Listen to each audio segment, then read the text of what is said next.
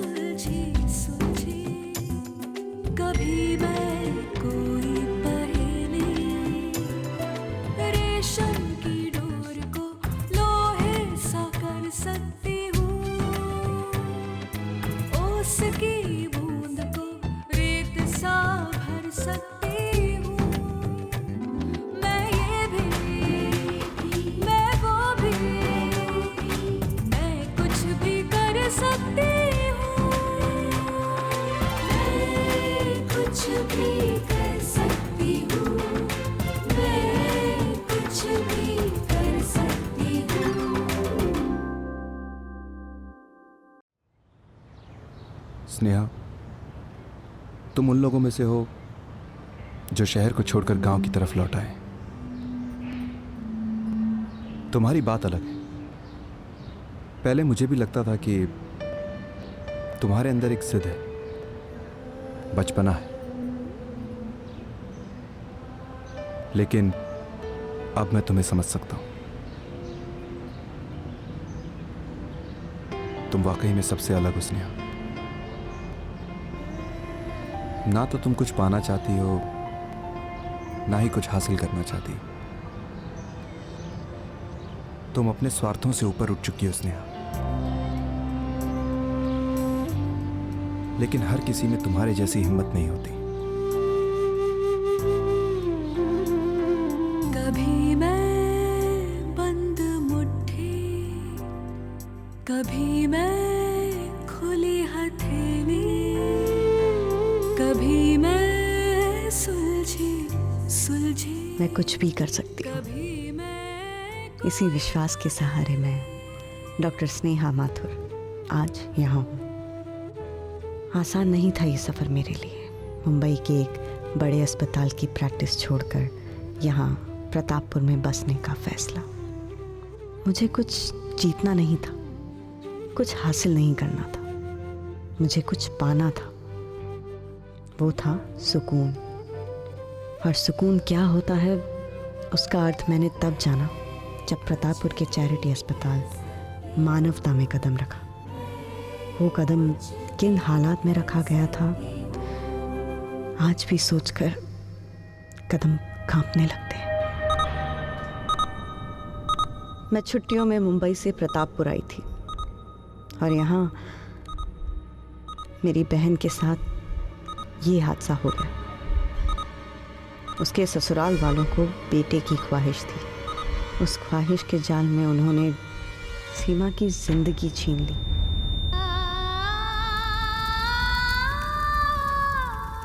यहाँ माथुर परिवार शोक में डूबा हुआ था। वहाँ प्रतापपुर मुश्किलों से जूझ रहा था। वो गर्भवती है। ऐसी हालत में उसके साथ शारीरिक संबंध बनाया गया। इस उम्र में उसका शरीर ये सब झेलने के लायक नहीं है। इतनी छोटी सी बच्ची, शादीशुदा और गर्भवती। ये तो यहाँ के लिए आम बात है। बचपन में ही पैदा होते ही इनके माता पिता इनके रिश्ता तय कर देते हैं और 9-10 साल में ब्याह। कौन सी सदी में जी रही है लोग। प्रतापपुर में अपने चारों तरफ ये सब देखकर मन कई सवाल करने लगा जिनका जवाब मेरे पास नहीं था। मानवता अस्पताल को तुम्हारी जरूरत है डॉक्टर स्नेहा। डॉक्टर सुमित मुझसे प्यार करते थे, लेकिन हम दोनों के अलग विचारों ने हमें हमेशा दूर ही बनाए रखा। मेरे मन के नजदीक सिर्फ अर्जुन था।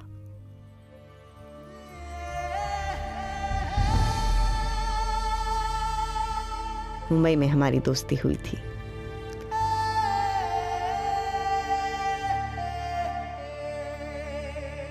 अर्जुन एक होनहार वकील था।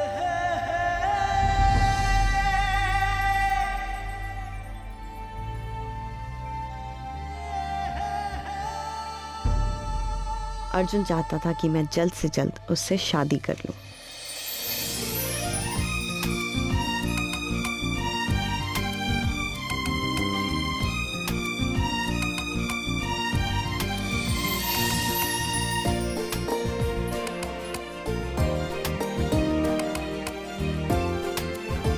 सरला देवी पर हमला हुआ है। मानवता अस्पताल लेकर गए उन्हें। सरला देवी पर हमला हुआ था। ये हमला सिर्फ उन पर नहीं था, पूरी मंडली पर था, जो गाना गाकर समाज की बुराइयों का बहिष्कार करती थी।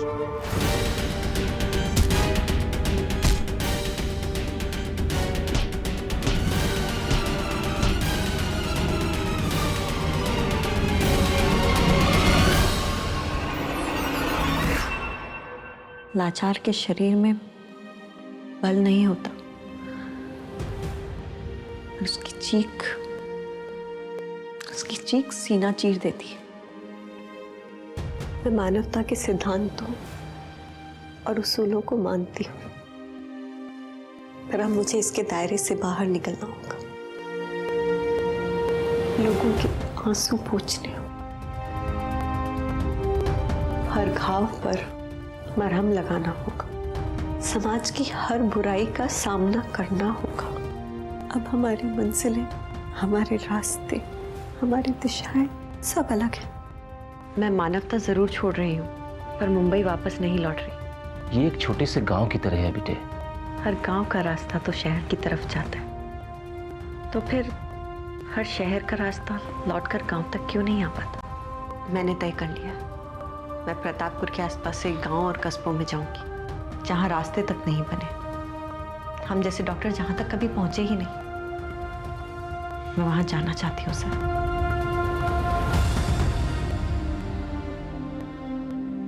बीमारी से बड़ी लड़ाई थी मानसिकता से लड़ना। लोग बाबा पहलवान जैसे नकली डॉक्टर पर ज्यादा भरोसा करते थे।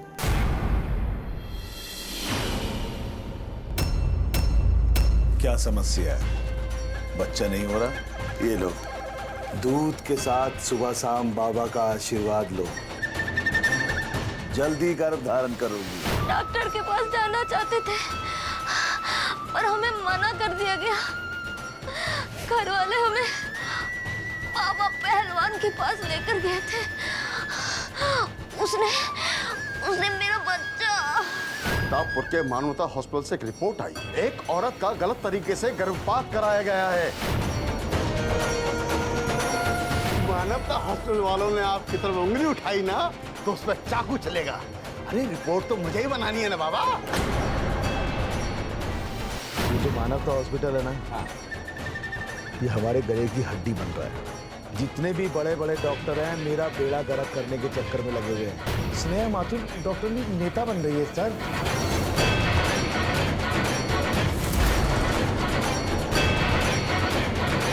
दुकान चलाई ना तो उठा के बाहर फेंक देंगे, समझी? एसपी साहब ने राखी के केस की पूरी जांच की और चार्जशीट ऐसी पक्की बनाई कि बाबा पहलवान को उसकी सही जगह पर पहुंचा दिया गया। शेर की तरह दौड़ते थे बाहर, गीदड़ की तरह बैठे हुए यहाँ और बकरी की तरह मिमिया रहे हो। देखिए, आप मेरे खून मत खुलाइए एसपी। जब यहाँ से बाहर निकलेंगे तो देखना तुम्हारे जैसे को हजारों को खरीद कर फेंक देगा ये बाबा पहलवान, समझे?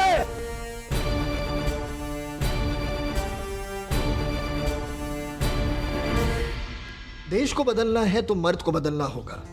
जब मर्द बदलेगा तो ही औरत की अहमियत को समझेगा। जब भी कोई एक नई सोच लेकर आता है तो वो भविष्य को चुनौती देता है।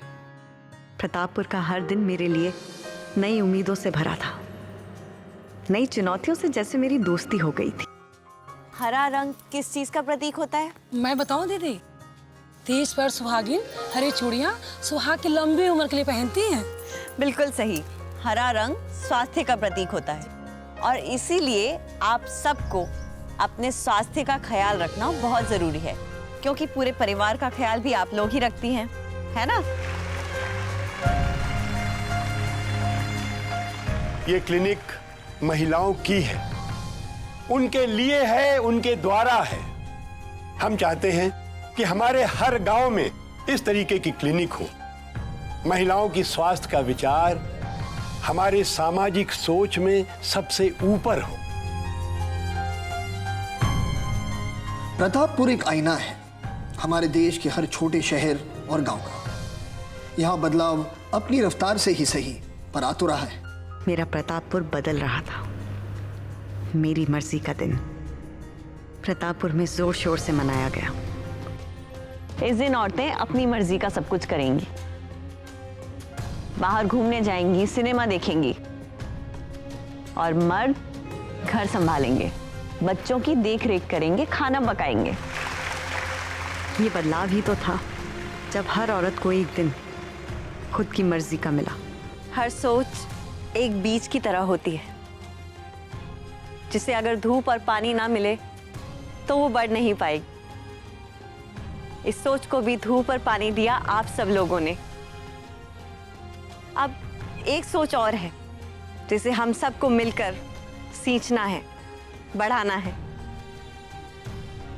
नारी अदालत। नारी अदालत में हम औरतों के घरेलू झगड़े झंझटों को मिलजुल कर साझेदारी से सुलझाएंगे। हमारे देश में मुकदमे सालों तक चलते हैं और एक लंबे अरसे के बाद फैसला सुनाया जाता है। जब इतना वक्त गुजर जाए तो वो महज फैसला ही बनकर रह जाता है, न्याय नहीं मिलता। डॉक्टर स्नेहा ने नारी अदालत की शुरुआत क्या की, मानो एक छोटी सी क्रांति ही आ गई।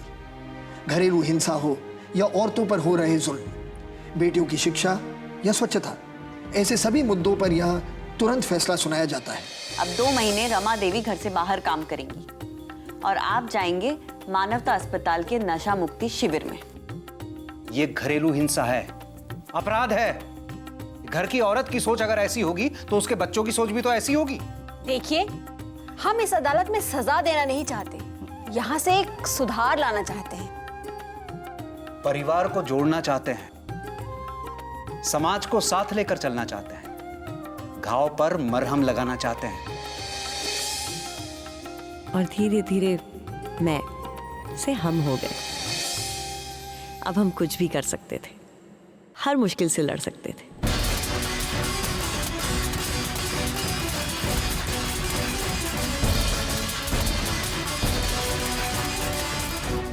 अरे आप लोग फिर से तमाशा बना रहे? अरे मेरी बीवी को मार खाने से कोई आपत्ति नहीं, तो आप लोग काहे नौटंकी बना रहे?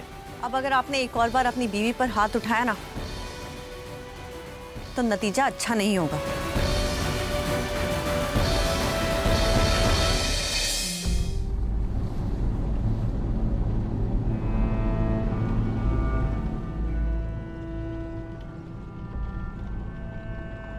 हम अपने सफर में आगे बढ़ रहे थे। पहली बार लड़कियों की फुटबॉल टीम बनी। हम जब साथ हो तो हर जंग में जीत भर सकते हैं। हम जब साथ हो तो लहरों में गीत भर सकते हैं। हम ये भी, हम वो भी, हम कुछ भी कर सकते हैं।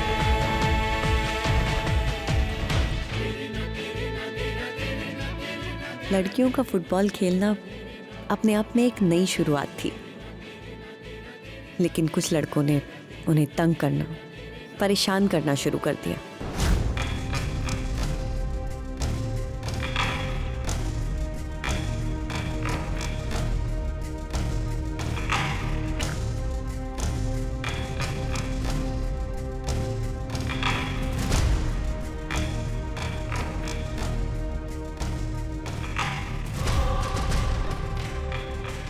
तमतमाती हुई लड़की को ना मचलती हुई मछली की जैसे काबू में करने का मजा ही कुछ और है।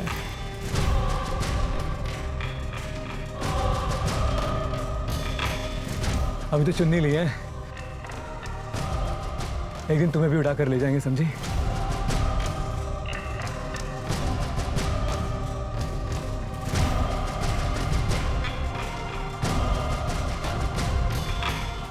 अरे अब जमाना बदल गया है, हनीमून मनाते हैं, क्या बोलती हो? इस उम्र में गुस्सा और उत्तेजना इतनी तेज होती है कि कोई भी हद पार कर सकता है, कोई भी हद।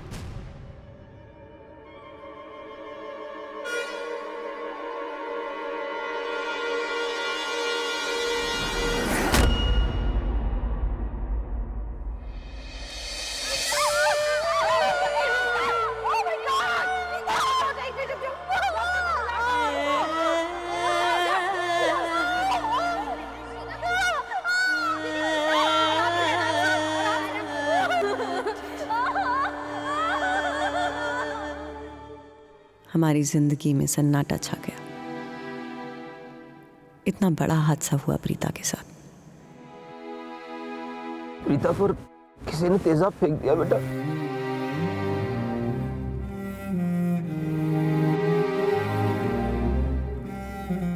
हिम्मत ही वो ताकत है जिसके सहारे इंसान समंदर की हर विपरीत लहर को बिना झुके पार कर सकता है।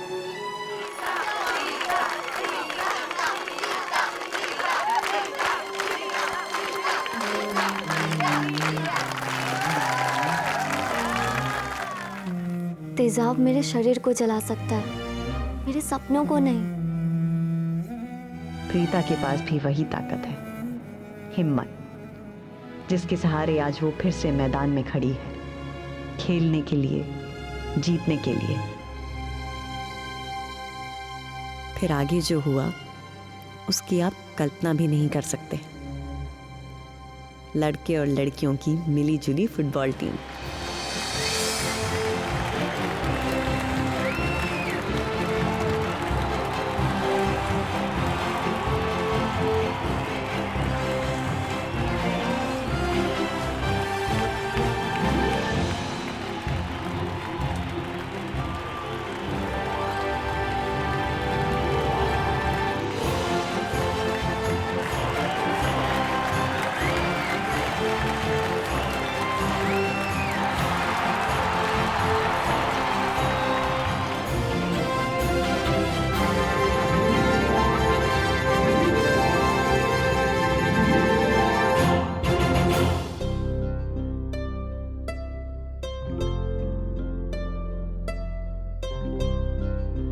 एक दिन अचानक विक्रम मेरी क्लिनिक पर आ पहुंचा। मंत्री जी का बेटा। विक्रम अमेरिका में पढ़ रहा था। मैं एक कम इन मैम। मेरी पढ़ाई खासकर युवा यानी किशोर किशोरियों के स्वास्थ्य को लेकर है।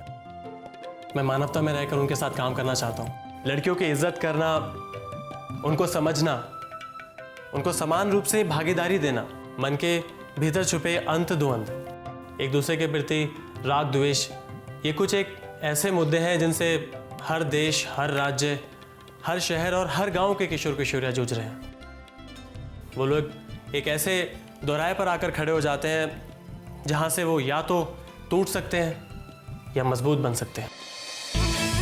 किशोर का शोर, ये है हमारा नया गेम शो जहां हम किशोर किशोरियाँ मिलकर हमारी बातों को सामने रखेंगे, उन पर चर्चा करेंगे, शर्माएंगे नहीं, समझेंगे और समझाएंगे। अभी आप लोग जिस उम्र में हैं, इस समय आपका शरीर बदल रहा होता है। लड़कियों के शरीर को भी पोषण की उतनी ही आवश्यकता होती है जितनी कि लड़कों के शरीर को। बिना सुरक्षा के शारीरिक संबंध करने से कई तरह के इन्फेक्शंस होने का खतरा है। जब तक नहीं होगा किशोर का शोर तो कैसे होगा उन पर गौर।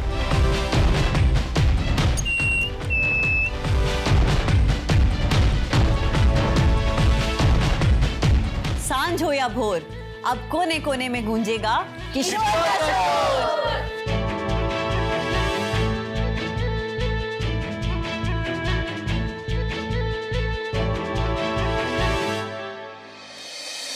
हर गांव का रास्ता शहर तक जाता है, फिर शहर का रास्ता गांव तक क्यों नहीं आता? मुंबई से प्रतापपुर लौटते वक्त यही ख्याल डॉक्टर स्नेहा के मन में आया था। इस ख्याल ने डॉक्टर स्नेहा के साथ साथ पूरे प्रतापपुर को बदल दिया। आज डॉक्टर स्नेहा एक कदम और आगे बढ़ाना चाहती है। साथिया यानी किशोर किशोरियों की एक फौज तैयार करना चाहती है जो अपने हम उम्र लड़के लड़कियों से उनके मन की बात कर सके।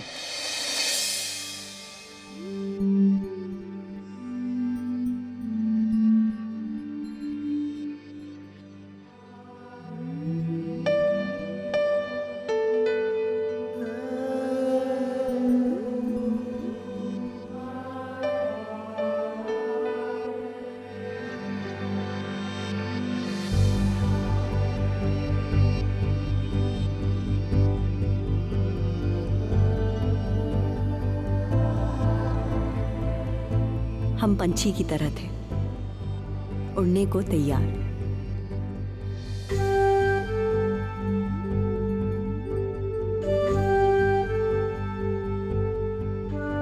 एक नया सफर, नए रास्ते, नई मंजिल। किशोर और किशोरियों को लेकर जो समस्याएं हैं, जो बातें हैं, उनको लेकर एक नया कार्यक्रम शुरू कर रहे हैं। आप सब लोग अपने आप में से एक किशोर और एक किशोरी को चुनेंगे, जिन्हें हम ट्रेनिंग देंगे, और फिर वो बन जाएंगे आप सबके साथिया। इस साथिया से आप खुलकर अपने दिल की बात कर सकते हैं। मैं मानता हूं कि साथिया सिर्फ एक कार्यक्रम नहीं, बल्कि किशोर और किशोरियों के स्वास्थ्य को लेकर एक नई क्रांति की शुरुआत है।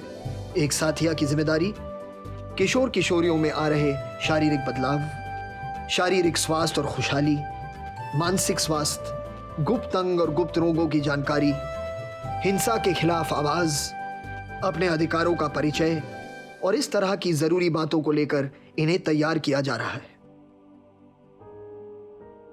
इस पूरे सफर में अर्जुन मेरे साथ ना रहकर भी मेरे साथ था।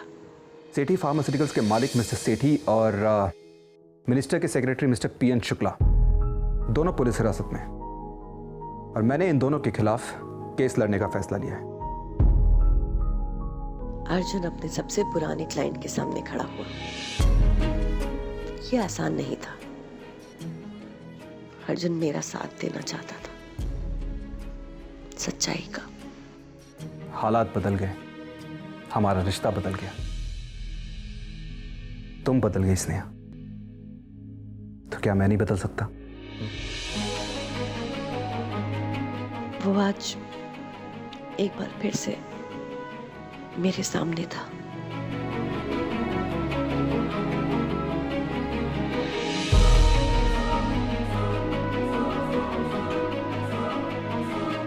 मेरी डायरी का